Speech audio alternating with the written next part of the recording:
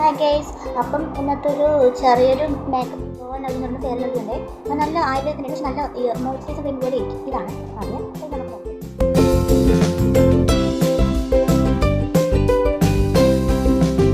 നമ്മുടെ പോൺസിൻ്റെ സാധാരണ 10 രൂപയുടെ പൗഡറാണ്. ഇതാണ് ഞാൻ എന്നും ചെയ്യണ മേക്കപ്പ്.